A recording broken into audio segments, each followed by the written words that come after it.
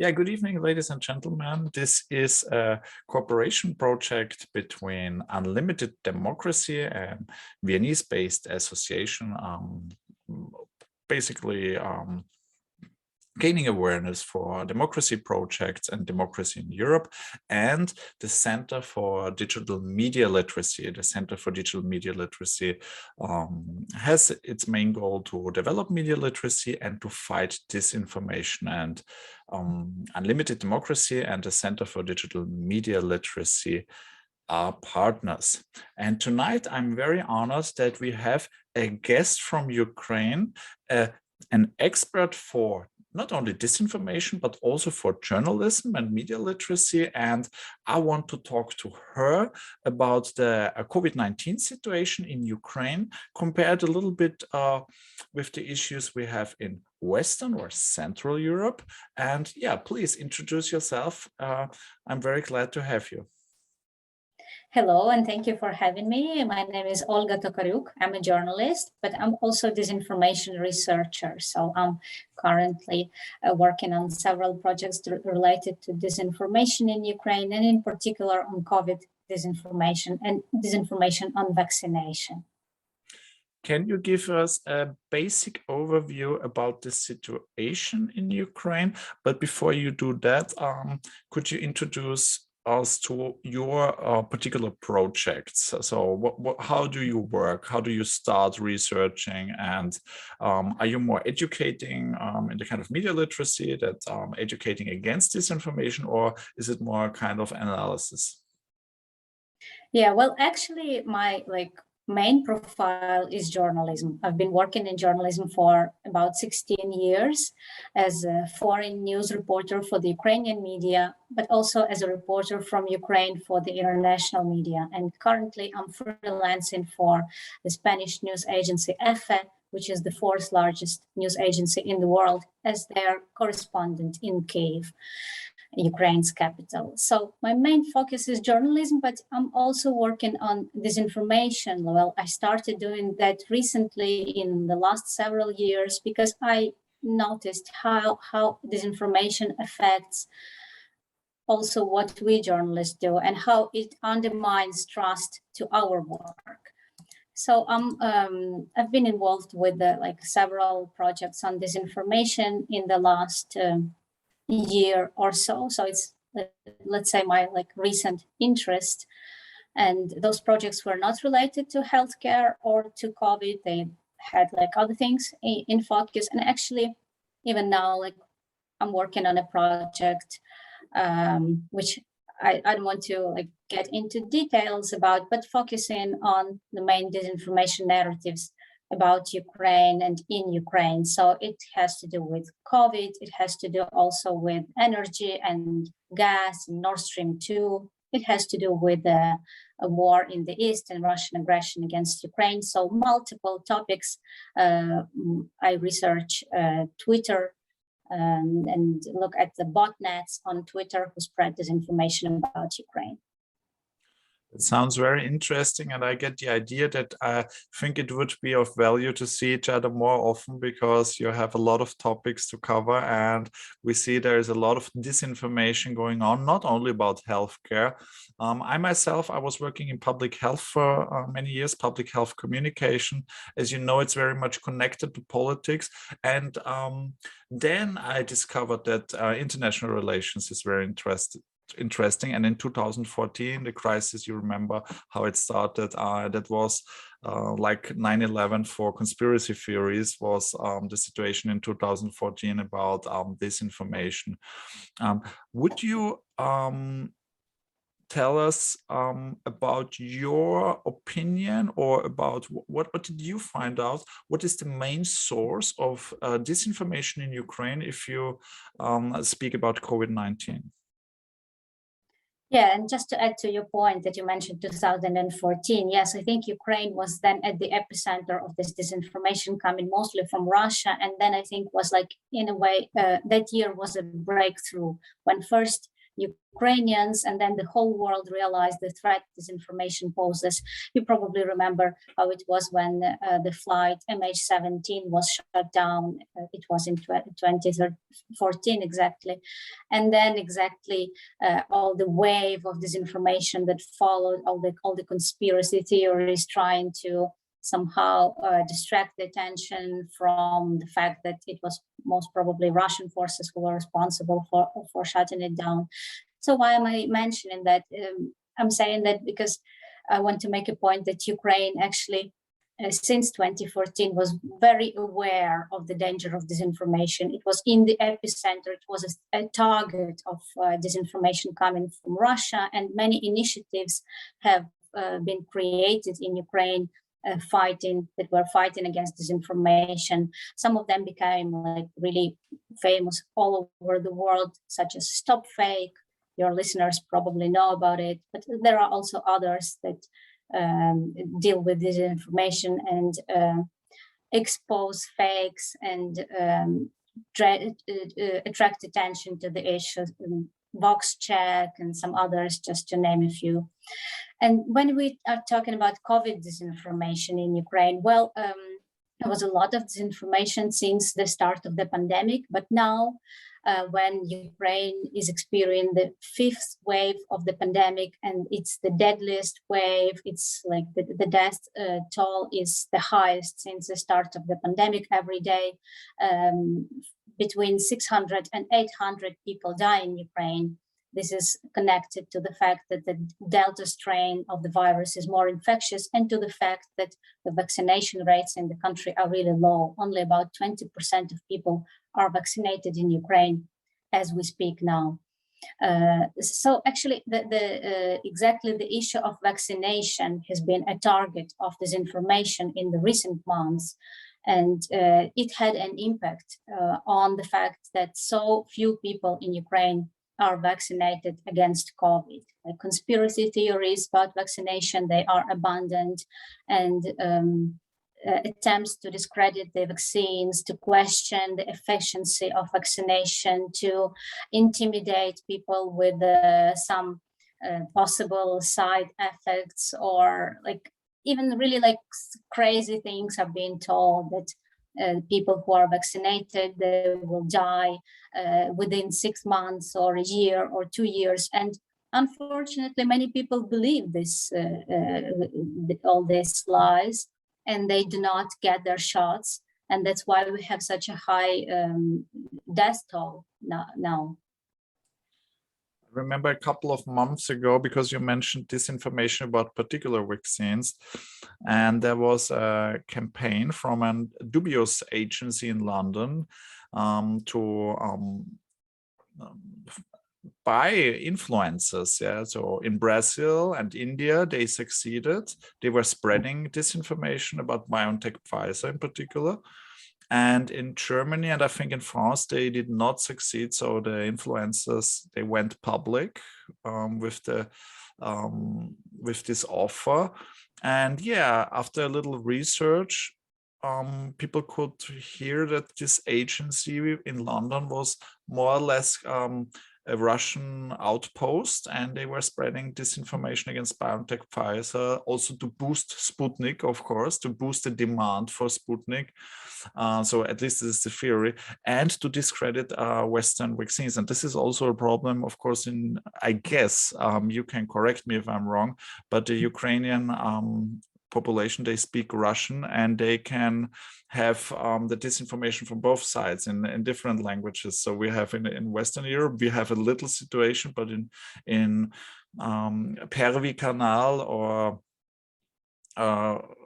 Russia 24, you can hear 24 hours, basically 24/7, that Sputnik is the only vaccine that works well, and all the other ones are deadly, even deadly, and not only not working, but lethal. And that's a big problem. Even if in Russia, their vaccination rates are also low, because people do not trust the government anymore. And on the other hand, they don't trust science anymore because of this constant disinformation, conspiracy, of this aura and of this brainwash for decades. And this is a very interesting development and dynamics that makes the situation, I think, in Eastern Europe so difficult. But do you have some other routes where the disinformation, I mean, how it works? We know that Russia is a key player, but are there other things? I mean, I remember when I was in public health in 2014, I could see that the people who do not believe in science, the people who do not believe in evidence-based medicine, that they are most likely also fond of Mr. Putin and that they like him, yeah, because he's different. He's not science. Yeah. So there were a lot of people who, even if politics and medicine is not the same, now it's very much mixed. But in 2014, it was already in Western Europe, you could see that basically the same people liked something different, but different from reality, a different reality, by the way. Yeah, well, absolutely. I agree with you that a big part of this information about COVID and about vaccines in Ukraine is coming from Russia and is spread in Ukraine either by like agents of Russian influence or by like directly Russian controlled entities. I'll make a few examples. Recently, Ukraine's National Defense and Security Council published a report on disinformation, on vaccine disinformation in Ukraine, and it found out that it was spread in big part on social media and on Telegram channels. There are a lot of Telegram channels in Russian language that write about Ukrainian politics. So, well, in Ukraine, the official language is Ukrainian, but all people like understand Russian, and many people speak Russian. So just like based on language, you could never tell where this or that information is coming. So it could be either Ukrainian or like coming from Russia, but you cannot like determine it based on language. So these Telegram channels were spreading. They were writing about politics, Ukrainian politics in Russian language. So it looked like as if they were Ukrainian Telegram channels, because well, they wrote about Ukraine and they like wrote about some like really internal things. So not your usual Russian propaganda or disinformation about Ukraine. And also, as COVID pandemic was advancing, these political channels were publishing more and more disinformation messages about COVID and about the vaccines. So this report and this research by the Ukraine's National Defense and Security Council established that these Telegram channels, in fact, they were controlled by some like Russian entities from inside Russia. So they were spreading disinformation about vaccines targeting Ukrainian audience, knowing that Ukrainian audience reads these Telegram channels. At the same time, this research established that other Russian Telegram channels that targeted audience inside Russia and Russian media that targeted audience inside Russia, they actually advocated doing the vaccine. So there is this discrepancy in Russian propaganda now that on the one hand, the same, even RT, if you take RT, Russia Today, what they do, like for the audience inside Russia, they call people to get vaccinated, but when they do their coverage in English or in German or in other languages, they share a lot of anti-vaccination content. And that's what they do in Ukraine. So another example is Russian Orthodox Church. It is still present in Ukraine. It is not as popular as it used to be, but it is still very influential. And Russian Orthodox Church in Ukraine, well, its priests openly spread anti-vaccine disinformation, and they basically intimidate people and tell them not to do the vaccine, to trust in God, to trust that God will protect them against COVID. And it was established actually that now Russian Orthodox Church inside Russia calls people to get vaccinated, but Russian Orthodox Church representatives in Ukraine, they advocate not having a COVID vaccine shot. So these are just two examples, but there are many more. There are also pro-Russian political parties in Ukraine, pro-Russian.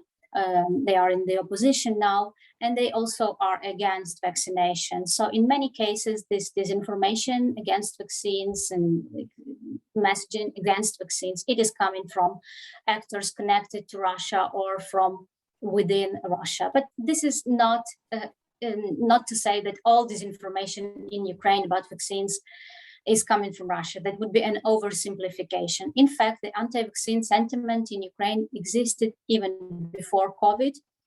We saw cases of child diseases in the recent years rising because of low rates of vaccination in children. So this is not a new problem in Ukraine, and there are also internal actors, internal Ukrainian bloggers and Ukrainian politicians and even Ukrainian medical workers who spread more overt or more covert anti-vaccine disinformation. I have one question because it's very interesting about internal politics.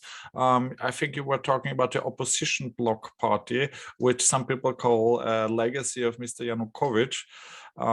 So do I get it right that they have more or less an anti-vaxxer agenda? Yes, this is the opposition bloc and opposition platform, because actually the old party of the regions of Yanukovych, the president who fled after Maidan to Russia, there was a split inside it. So there were like two separate political entities created. Both of them are pro-Russian and both of them are against the vaccines. But it is not limited only to these political parties. Even in the ruling party of the current president, Volodymyr Zelensky, the servant of the people, there are MPs, there are people who work in the parliament who say openly that they are not vaccinated and they do not intend to get vaccinated against COVID, which I think is very irresponsible. Yes, that's creating the impression that it's not only about ideology. I mean, ideology can be linked, or maybe communication or strategy, but many people have a certain kind of problem with science or believing in science. I also had this like I told you before, some bad surprises. Yeah, so I did not expect it from he or him that they are not vaccinated, not only in Ukraine, by the way, but a little bit maybe more than in Central or Western Europe. And I think it's very interesting to, if we compare to the situation in Western Europe and the motives, you see that this disinformation, of course, against particular vaccines plays a role. So it can be a Russian campaign, or Russia just pushes that, or it can be a domestic campaign. And you also mentioned influencers and bloggers. Yeah, they want to sometimes to sell their books or their hocus pocus medicine, yeah, and magic. Yeah, to spells, earn the money with their YouTube channels. And magic potions. And I think that it's very important what you said, that it's not a new thing. It's only that we all talk about it and that we feel it because there's a global pandemic. And it was already there in 2010, 2012. There was this anti-vaxxer movement also in the US, where they have big problems, maybe not as big as in Eastern Europe. And do you think that if we are talking about media literacy, if we are talking about the fight against disinformation or conspiracy theories, do you think that we ignored the problem for too long? No matter in which country, because I think it's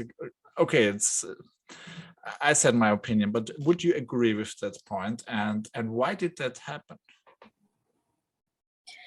Yeah, well, I think it is true. It is a problem of media literacy, and I think it's more in general a problem of education. Well, that is certainly true for Ukraine, because the money that the state allocates for education is really not enough to keep up with the modern standards of teaching and modern science. Well, unfortunately, many Ukrainians who want to become scientists, those people who are pursuing the degree, who want to make an academic career, they emigrate, they go to study and work in Western Europe or in the Americas. But it is also a problem of education on a primary level, at school level. the salaries for the teaching staff are very low, and very few young people, progressive people, well-educated people want to go to, work at schools. So this inevitably has an impact on the education level of children, but also I think in a way on their parents, because in a way, if the parents received the education their education in the Soviet Union or in the early years of independent Ukraine, well, when the economy was in very poor state, and maybe the quality of that education was not that good, and if at least the children were given better education, that somehow might shift this balance in another direction. So I think a part of a problem is not very good quality of education. And here I mean science, exactly like science, not humanities, maybe, because humanities maybe are at a higher level in Ukraine, but science has been neglected by the state, and there was no budget for that for many years. So that in a way also, I think, undermined people's trust in it. It's a very complex problem, and definitely it not only appeared with COVID in Ukraine. There were cases of measles, and recently there were cases of polio detected in Western Ukraine, in a remote mountain region of Zakarpattia, in unvaccinated children, and the vaccination levels from polio, for example, in that region where these cases were detected, is only about 50%. So 50% of all children are vaccinated against polio. So it is a very, very low level. It's one of the lowest in the world. So that, of course, with COVID, we see a continuation of that trend of low trust in science, low trust in vaccines, and unfortunately the high death toll that people then have to pay for this distrust.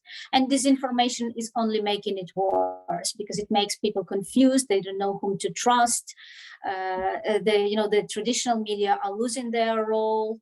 People more and more get their information from social media. Very few people know how to work with sources, how to distinguish which information is false and which information is true. Again, at Ukrainian schools, we still don't have the course of media literacy and the course of working your safety online, or distinguishing good information from bad information online. So people don't really, they still lack these tools of how to navigate in this very modern information space that has changed so dramatically in the last 10 years.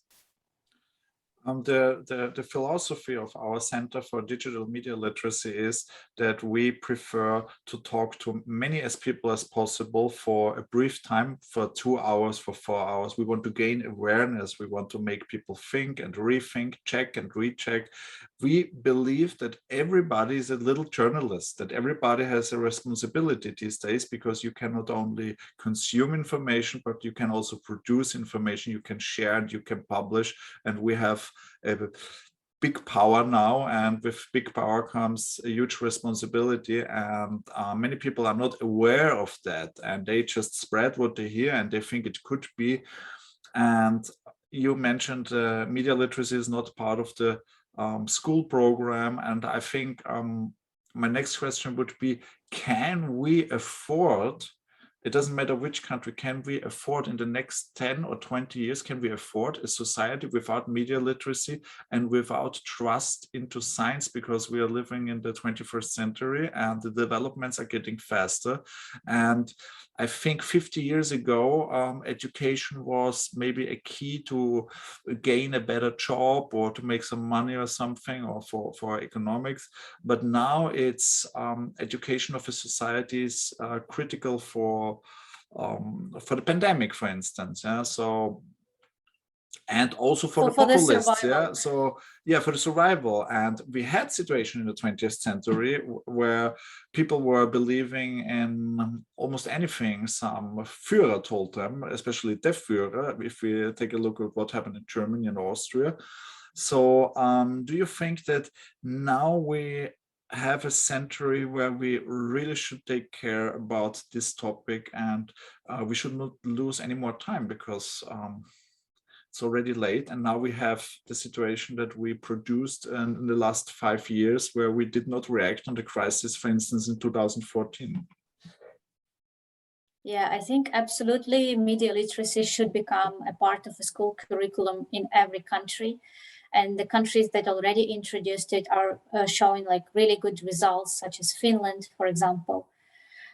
So I think it is absolutely crucial to teach our children from the very young age how to work with information online, how to distinguish fakes, how to check sources, which sources are trustworthy and which are not, and also about the responsibility, as you mentioned, that comes with you sharing this or that. Well, this awareness in Ukraine is only starting to appear. There are many initiatives, mostly coming from the bottom, from the civil society organizations who are like raising the awareness about the importance of media literacy and educating children, but also adults about like, work on about the information about navigating the digital sphere in the social media. But unfortunately, on the state level, there is not that much attention to it as it should be, in my opinion. Hopefully, this is going to change also under pressure from the civil society, which in Ukraine is pretty strong. And it often leads the leadership to adopt decisions that they might be maybe reluctant to adopt. So hopefully, this is going to change, because absolutely with the pandemic now we are seeing the deadly results of that lack of media literacy and lack of trust in science, and that confusion that is among the society when people don't know whom to trust and what to trust. Well, definitely the issue of low trust levels in the society is very relevant for Ukraine. And I think it is also a factor that had a huge impact on the situation with low vaccination rates that we are witnessing. The trust levels in the society are really low.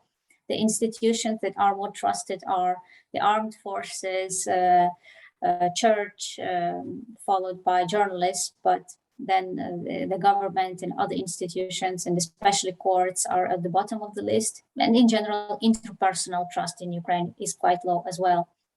So I think these are the directions that one should work on.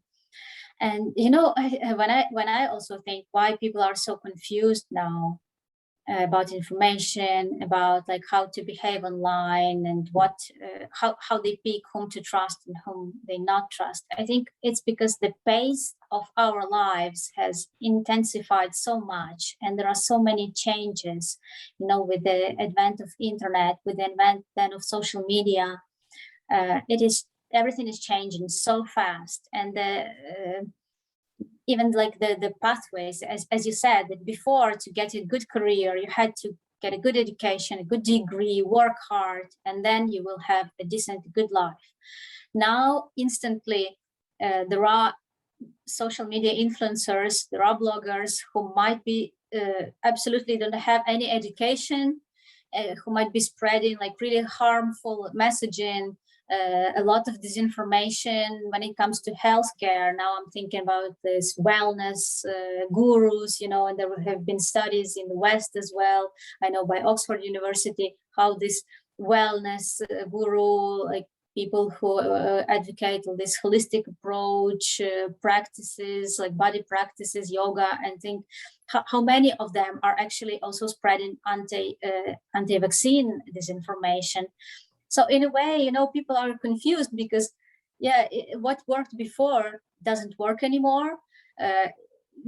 You can become like people with really like low educational background who do not trust science can suddenly become like super influential with millions of followers, and their audience will trust them because how can you not, when they look so convincing, handsome, talking very confidently, then people don't go and check their backgrounds. Few people ask, well, what arguments they have, like why do they say these things? Like, do they have education for that? Like, do they have a degree to say these things? They just believe them. So I think, it all makes so confusing for modern people, how to navigate in this completely changed information environment, in the digital environment. I think I'm very glad that you mentioned that part with especially nutrition and physical training, because there was already such a huge amount of myths. Yeah? So for instance, you could hear so much about how you need to how you need to eat to lose weight or to gain weight, and so many myths. Yeah, so to build muscles, and that was a classic, yeah, of disinformation or maybe misinformation, because they were telling stories not to harm anybody, but just because they were, yeah, it's like an urban legends. Yeah, so.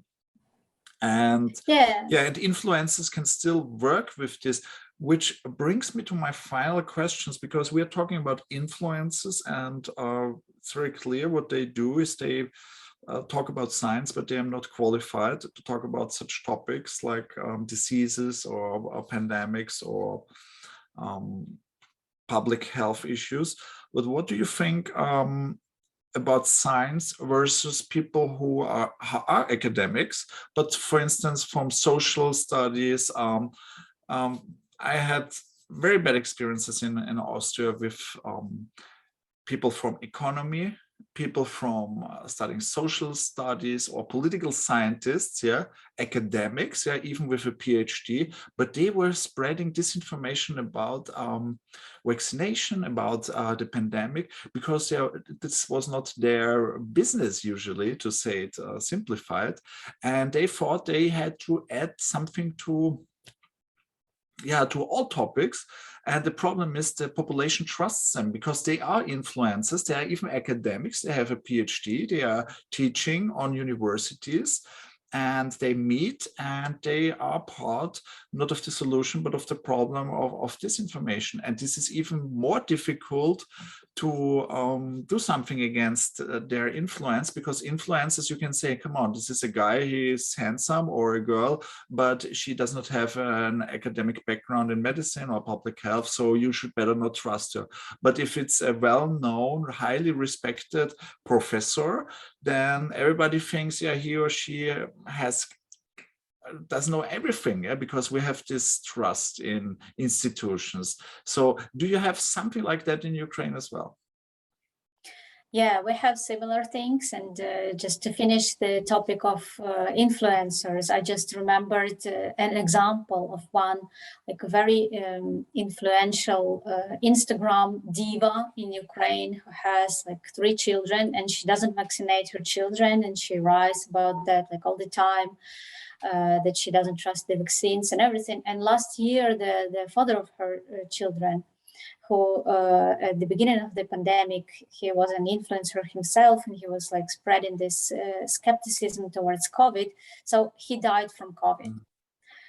And she didn't admit that he died from COVID. She said to her like millions of followers that he died because he had like some side diseases, so it wasn't connected to COVID. So despite that, like that even the death of her husband didn't make her like change her opinion about COVID, and now she's continuing to spread like anti-COVID vaccination messaging. And her audience are like mostly women on Instagram, like also women with children. She might have like a lot of impact on their decisions. So this is that side of the problem, the influencers.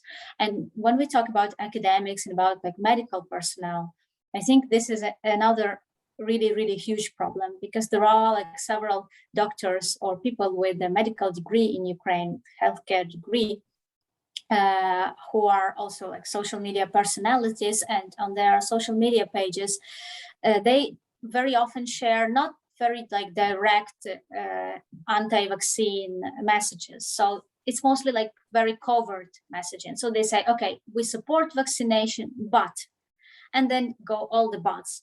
If you have like side diseases, you don't have to get vaccinated. If you already had COVID, you don't have to get vaccinated. If you had, I don't know, like whatever else, you may not get vaccinated. So again, to those people people who are hesitant and who maybe have not like made their mind yet, they think, okay, should I get vaccinated or not? When they look at those people with medical degree who are saying all these things, you know, that there are like 1,000 reasons why you shouldn't get vaccinated, while they also say, but I support vaccination, still, you still have like, you need to do a medical checkup of your like whole body, like to visit 10 doctors before you get the vaccine. Or if you like had this or that condition in the past, you shouldn't get the vaccine. So, and 90% of people will find that condition in them, or they will think, okay, yeah, if he says that, yeah, probably I shouldn't, or I should wait, or something like that. So I think they do even more harm, because as you said, like they are more credible, at least to those people who have some degree of critical thinking. Yeah, so they will think, okay, so if this person has a degree, he worked there, and then he tells me that, well, vaccination is okay or might be okay, but maybe it's not for me, it's for somebody else. Yeah, so I shouldn't, I will not get the vaccine, or I will wait. And many people actually in Ukraine now with this like very severe new COVID wave, when they get to when they are hospitalized, when they had like severe COVID disease, and some of them, when they get to the emergency room, they say that they really regret that they waited for so long and didn't get their vaccine. So a lot of these people who are not vaccinated in Ukraine are not like convinced anti-vaxxers that, okay, we will not vaccinate and that's all, and we decided. Many of them just like waited, and they were hesitant, and they didn't know what to do, because they were listening also to some of these doctors and medical workers who are telling them, okay, wait, it's maybe like go and do this checkup, or do this and do that, and maybe do the, but a little bit later. So they delayed it, and they kept like delaying it until they got COVID and they were hospitalized, and many of those people died, unfortunately. And it was established actually, and there were some also like journalistic reports about that, that some of these medical professionals in Ukraine who spread this sometimes not very overt but covert anti-vaccine disinformation, some of them own, for example, private laboratories where people do COVID tests. So some journalists alleged that, you know, they are profiteering from people actually not getting vaccinated, but like going to their laboratories to have a test, because unfortunately in Ukraine we do not have widespread free COVID testing. In theory, your family doctor, like if you have symptoms, should like give you a free test, but in practice very often that doesn't happen. Like I was tested several times for COVID, and I paid it out of my pocket because it was like too complicated and too long to get a test, or get, you know, I had to go to my doctor, and only if I had symptoms, she would like give me this thing to get a free test. So many people pay for the tests, and the owners of some of these laboratories, they were noticed to be spreading anti-vaccine messaging. What would you think? I received that question, how to deal with anti-vaxxers, how to convince them to get vaccinated. What are your strategies? Because you mentioned that there are radicals, there are less radical people, and some people are not even convinced, but they are just not ready to get vaccinated. So what kind of segmentation do you have in mind? And what is your personal strategy, if I may ask? How would you talk to such person, if it's maybe a radical or maybe less radical individual person? Yeah, well, from personal experience and from like talking with people who do communications professionally, I think that the most efficient strategy would be to talk to the hesitant ones. They are usually the majority, and they are the easiest to convince. Well, those who already are for vaccination do not need convincing, and those who are radically against it are more difficult to convince. So I think it's the most important to focus on that part of the people who still haven't made up their mind, or they are delaying vaccination for some reason. And here, I think what would work would be personal approach and personal stories. Well, the best case scenario would be to talk to each of them personally. Well, it would work in a case like if it was like their relatives, for example, children would talk to their parents. And in my case, and in case of many of my friends, it worked like this. So we talked to our parents and we convinced them to get vaccinated. Well, with my mom, it was easy. With my father, it was more difficult. But thankfully, they are both vaccinated now. And I know that it worked like this for many people, although with some, it was much more difficult.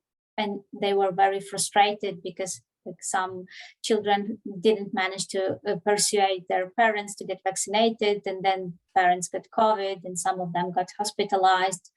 So for some of them, these are my friends. So I'm talking like from very like direct personal experience. So it was very frustrating in some cases, but in general, like talking person to person works well. Also works well when medical workers and family doctors, they talk to their patients. And I know in many cases that worked too, like when a person is hesitant, but the family doctor advises them to get vaccinated, people very often would listen to what the doctor has to say. The problem is that many doctors in Ukraine are anti-vaxxers themselves. So that's a part of the problem. In this case, it sometimes is even like tragic when a person is actually wants to get vaccinated and they come to their family doctor, but the doctor dissuades them from getting the vaccine. Then it's like really, really bad. And I know such cases, it happened in Ukraine, unfortunately. So as I said, like personal contact is preferred, and that's what is working like best. But if that's not possible, I think, well, definitely there should be a big like promo campaign on a state level, on the government level. And in Ukraine, we've seen like huge delay with that. And only in like recent several weeks, more calls to get vaccinated have appeared on the billboards, and also inside the shopping malls and in the supermarkets. You can hear these audio announcements that get vaccinated, this protects your life. And only recently, Ukraine's president actually made a video in which he appealed to citizens to get vaccinated, and many, not only the opposition, but even the ordinary citizens, regardless of their political views, or even those who supported his party and him, they said that that was actually quite late. So he's a former comedian. He's very good in making viral videos, in acting and things like that. So it was surprising for many why he didn't use this tool that he's so familiar with to promote vaccination. There was actually even a scandal when one of his videos, actually he recorded another pro-vaccination video earlier, several weeks ago, and posted it on Instagram. But after so many people in the comments posted anti-vax messages, and they somehow were not happy with the president calling on them to get vaccinated, that post was deleted. And this was like something really scandalous, that the president makes a video message calling people, calling citizens to get vaccinated, but after he gets critical feedback, he deletes that video. Well, the presidential office explained that there was some technical mistake, the video was removed unintentionally, and after several weeks, he recorded another video, thankfully and finally. But I think it's still too little too late. So there definitely should be like a massive state-led promo campaign of vaccination when the first faces, the leaders of the state, they are calling on citizens to get vaccinated. Also, when I think it would work when some like really respectable figures in the society, some very well-known, I don't know, like musicians or TV stars or other like sportsmen, when they call people to get vaccinated, I think this is also working. And of course, if in the society in general, the level of trust to scientists is high, I think it would be working as well too. But unfortunately, I'm not sure this is the case in Ukraine. Yeah, but what is important is not to send these confusing messages, not to say things like, okay, I support vaccination, but as unfortunately many like also medical high profile public figures in Ukraine do, because that's what makes people confused, even those people who like maybe they were willing to get vaccinated, but when they listen to this messages, like really very ambiguous, very unconvincing, they might change their mind or they might delay vaccination. So I think the messaging should be like very precise, very non-ambiguous, very straightforward, very simple, but also it shouldn't sound like an order. It should appeal to like people's not fears. It shouldn't appeal to people's fears. It shouldn't like strike more fears in them, but maybe it should be, talking more about the value of life, of like appreciate your life, appreciate life of the people who are who you care about. I think that would be also working well, because some people, they might like care less about their own lives or about their own health, but maybe they care more and they would respond better to messages when the health and the life of their loved ones is at stake. Thank you very much for your very interesting insights. And I can say that not only that I agree with your opinions, it's very interesting that we have, if the state and the amount of problems or the rate of vaccination is different, we have very similar problems and very similar dynamics. If we're talking about academics, if we're talking about radicals, and especially, and I agree very much with the non-radicals, the one who influence the center of society. I think they are the most dangerous for something like a vaccination campaign, because when people, like you mentioned before, get confused and they are not sure and they trust people and it seems logical, it does not seem spooky or conspiracy-like. That is very dangerous, and this is why we need more media literacy, why we need better campaigns. This is also something that opposition highlights all the time, that the vaccination campaign failed here in basically all countries in Western Europe, except for the ones where it did not fail, like in Portugal or in Spain.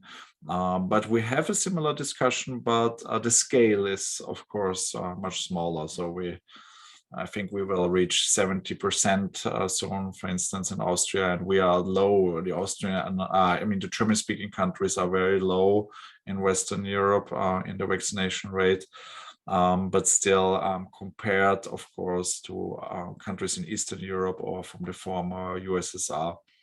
Yeah, but it's very interesting. Thank you for your insights, and I think we have a lot of more topics to discuss, and I really would like to see you again, especially when we talk about things like MH17 in November. There is an anniversary, not really anniversary, but the court decision is going to be announced. Anniversary was of course, in August. And there are a lot of topics to discuss about disinformation, about the East and the West, and it would be a pleasure to invite you again for a talk. Thank you. I would be happy to participate again, and thank you for inviting me for this talk. It was very insightful, and thank you for your questions. Good night.